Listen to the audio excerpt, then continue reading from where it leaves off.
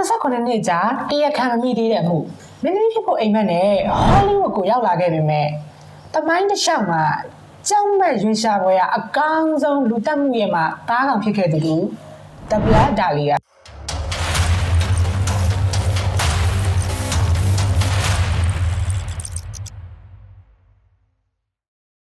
1948ခုနှစ်ဇန်နဝါရီလ15ရက်နေ့မနက်ခင်းလော့စ်အိန်ဂျလိမြို့ရဲ့လမ်းဘေးမြေကွက်လက်တစ်ခုမှာအဝတ်စားမပါတဲ့အမျိုးသမီးတစ်ယောက်လဲလျောင်းနေတာကိုလန်လာတူကမြင်တွေ့ခဲ့ရပါတယ်ပထမကတော့ဆိုင်တဆိုင်ဆိုင်ကပလတ်စတစ်အယုတ်လဲကျနေရလို့ထင်ခဲ့ပေမဲ့အနားရောက်သွားတဲ့အခါမှာတော့အင်မတန်ကြောက်မက်ဖွယ်ရာကောင်းတဲ့မြင်ကွင်းတစ်ခုကိုမြင်တွေ့လိုက်ရပါတယ်ဘာလို့အဲ့လောက်တောင်လန့်သွားတာလဲတေဆုံးသူရဲ့ခန္ဓာကိုယ်မှာဆိုရင်နံပါတ်1ခါကနေထောက်ဝက်ပိုင်းဖြတ်ထားတယ်နံပါတ်2တိုးရီဒဇက်မရှိအောင်စေကြောထားတယ်နံပါတ်3ပါဇက်တောင်နာကနေပြီးတော့လှီးဖြတ်ပြီးပြုံးနေတဲ့ပုံစံဖြစ်အောင်လုပ်ထားတယ်အဲလစ်ဘက်ကလှလဲလာတယ်နောက်ပြီးတော့အနက်ရောင်ကိုအလွန်နှစ်သက်ပါတယ်သူ့ရဲ့သပင်ကလည်းအနက်နောက်ပြီးတော့သူဝတ်တဲ့ဝတ်စုံတွေကလည်းအမြဲအနက်ရောင်ဝတ်စုံတွေကိုပဲယူလို့ရှိပါတယ်သူမကတော့ဝါသနာကိုအကောင့်ထဲဖော်ဖို့အတွက်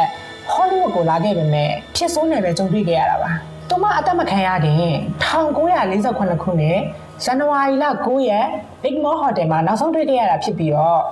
6ရက်အကြာမှာတော့အခုလိုမျိုးပလတ်စတစ်ရုပ်ပုံစံအလောင်းအနေထားနဲ့ပဲပြန်တွေ့ခဲ့ရတာပါထူးဆန်းတာကသူမအသက်ခံရတဲ့နေရာမှာသွေးတစ်စက်မှရှိနေခဲ့ရလားဖြစ်နိုင်တာကတော့တရားခံကသူမကိုတတ်ပြီးမှသွေးတွေအကုန်ထုံးအလောင်းကိုဆေးကြောပြီးမှအခုလိုနေရာမျိုးမှာလာချသွားခဲ့တာပါရဲတွေက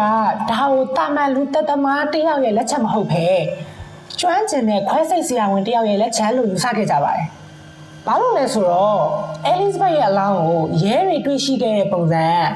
တာမန်လူတက်မှုပုံစံတွေထက်အစာပေါင်းများစွာပိုပြီးတော့ကြောက်မက်ဖွယ်ရာကောင်းနေခဲ့ရပါ။နံပါတ်1ခန္ဓာကိုယ်ထောက်ဝက်ပိုင်းဖြတ်ထားခြင်းအလောင်းကိုခါကနေတိထောက်ဝက်ပိုင်းဖြတ်ထားတာပါ။ဦးလန်းချောင်းကျောမကြီးကနေတိကြဖြတ်တောက်ထားနိုင်တဲ့အတွက်ကြောင့်ဒါစိတ်ပညာဘ ഹു တုတာဒါမှမဟုတ်ခွဲစိတ်မှုကျွမ်းကျင်သူတူဖြစ်မယ်လို့ယူဆခဲ့ကြပါတယ်နံပါတ်2သွေးရည်တစ်စက်မှမရှိတာအဲလစ်ဘတ်ရဲ့အလောင်းကိုတွေ့ရှိခဲ့တဲ့နေရာမှာသွေးတစ်စက်မှရှိနေခဲ့ပါဖြစ်နိုင်တာကတော့အဲလစ်ဘတ်ကိုတခြားနေရာမှာပဲတက်သွေးရည်အကုန်ထုတ်ပြီးတော့အလောင်းကိုတန်ရှင်းစင်ကြယ်နေအောင်ဖေးကြောပြီးမှအဲ့ဒီနေရာကိုလာချသွားတာဖြစ်နိုင်ပါတယ်နံပါတ်3မျက်နှာကိုလှိဖြတ်ထားခြင်းအလောင်းမှာဆိုရင်ပါးစပ်တောင်နာကနေနှရွက်အထိဓာတ်နဲ့အရှိလိုက်လှိဖြတ်ထားပါတယ်ဒါတော့ Glasgow smile လို့ခေါ်ပြီးတော့ပြုံးတဲ့ပုံစံလိုမျိုးရက်ဆက်ဖြတ်ထားခဲ့ရပါနံပါတ်4ခန္ဓာကိုယ်ပေါ်ကဒဏ်ရာတချို့ခန္ဓာကိုယ်အတွင်းကအစိတ်ပိုင်းကြီးအချို့ကိုလည်းဖယ်ရှားထားတာတွေနေရာပြောင်းထားတာတွေကိုတွေ့ခဲ့ရပါတယ်အပြင်ပိုင်းမှာဆိုလို့ရှိရင်ရင်သားနဲ့ပေါင်သားအသားတွေကိုလှိဖြတ်ထားတဲ့ဒဏ်ရာတွေခန္ဓာကိုယ်အပိုင်းပိုင်းမပြတ်ခင်မှာလေဥကောင်းကိုအားပြင်းတဲ့အရာတစ်ခုခုနဲ့ရိုက်ခံထားပြီးတော့အုံနောက်သွေးရုပ်စီးမှုတွေဖြစ်ခဲ့တယ်လို့ body check လုပ်တဲ့သူတွေကဆိုခဲ့ပါတယ်နံပါတ်5အလောင်းထားတဲ့ပုံစံ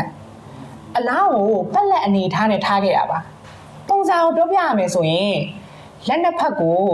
အပေါ်မြှောက်တင်ထားပြီးတော့တနောင်စစ်ကနေဓာတ်မှန်ပုံစံ꿰ထားခဲ့ပါတယ်ခြေထောက်ကိုတော့ဘေးကိုကားထားတဲ့အနေထားနဲ့ပုံခထားခဲ့ပါတယ်ဒီအမှုမှာဆိုရင်လူသက်သမားတော်တော်လေးရဲတင်ပါတယ်အလောင်းကိုတွေ့ပြီးတော့ရပ်ပိုင်းအတွင်းမှာပဲစာတိုက်ကိုအထောက်တစ်ထုပ်ရောက်လာခဲ့ပါတယ်အဲ့ဒီထဲမှာဆိုရင်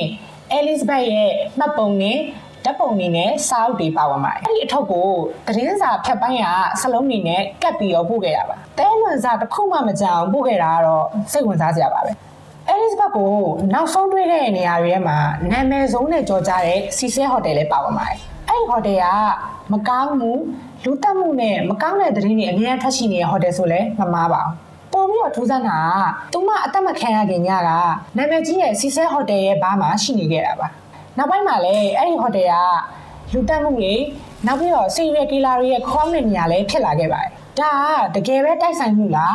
ဒါမှမဟုတ်ကြိုတင်ကြံစီထားတဲ့အစီအစဉ်တစ်ခုလားဆိုတာတော့စဉ်းစားကြရပါပဲတန်တရားရှိသူပေါင်းရာနဲ့ချီပြီးတော့ရှိခဲ့ပေမဲ့အထင်ရှားဆုံးကတော့ဒေါက်တာဂျော့စ်ဟိုတယ်ဖြစ်ပါတယ်သူ့ကိုဘာလို့တန်တရားရှိရလဲနံပါတ်1အနေနဲ့သူကခွဲစိတ်မှုကိုကျွမ်းကျင်တဲ့သူတစ်ယောက်ဖြစ်လို့အလောင်းကိုအဲ့လိုခွဲနိုင်စွမ်းရှိပါတယ်နံပါတ်2နောက်ပိုင်းမှာတော့သူ့ရဲ့သားဖြစ်သူရဲအရာရှိဟောင်းတူကသူ့အဖေရဲ့မှာပစ္စည်းတွေထဲမှာ Elizabeth နဲ့ဆင်တူတဲ့အမျိုးသမီးတစ်ယောက်ရဲ့မှဓာတ်ပုံကိုတွေ့ခဲ့ရတယ်လို့ပြောပါတယ်။နံပါတ်3ရဲရရှိရတန်တရားရှိလို့သူ့အိမ်မှာခိုးနားထောင်တော့ကငါလူတက်ခဲ့တာဘယ်သူမှတက်တည်မပြနိုင်ဘူးလို့ပြောခဲ့တဲ့အတန်ဖိုင်တွေကိုလည်းရှိခဲ့ပါတယ်။ဒါပေမဲ့အဲ့ဒီတော့ကအကျင့်ပြတ်ခြားစားမှုတွေကြောင့်သူ့ကိုဖမ်းဆီးနိုင်ခြင်းမရှိခဲ့ပါဘူး။အဲ့တော့နောက်ဆုံးအနေနဲ့ပြောရမယ်ဆိုရင်ဒီအမှုက